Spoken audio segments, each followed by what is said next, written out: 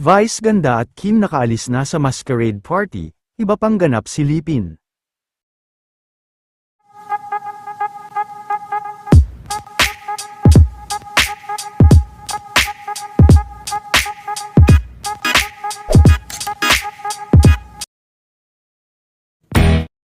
Matapos nga lang ang ilang oras, ay nakatapos na rin nga ang masquerade party ng Bingo Plus, at sa nasabing party ay talagang agaw pansin naman ang outfit ni Vice dahil sa kakaiba nitong suot. Ayon sa mga nakasaksi ay lakas maka-main character umano ng outfit ni Vice.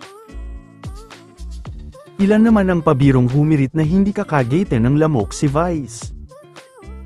Nakuhanan din ng pictorial ni Vice kasama ang kanyang team.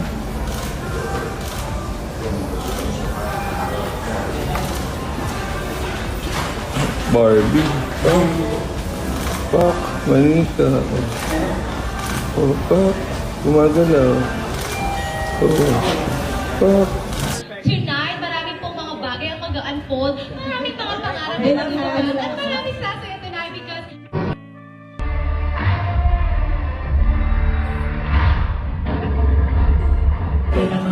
Excuse me po.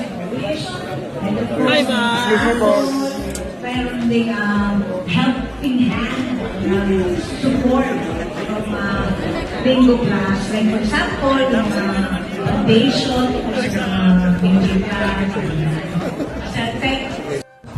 Pinabati ko ng maligayang kaarawan ng aking kaibigan na si Jim Lloyd Pescaderia Tambot. Maligayang kaarawan sa iyo, Ginoong Tambot. Tambot sa iyo. Happy birthday!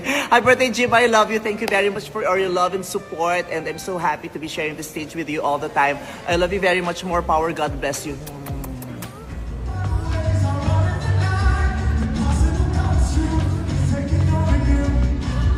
Kamusta kayo? Yes! Okay, let's give it up once again for Asia's Pop Heartthrob, Darren! And of course, welcome to me and to you and to all of us.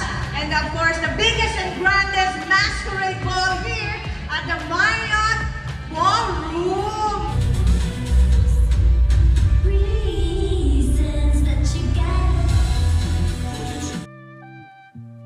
Matapos sa event ay nagmadali din na umuwi sila Kim.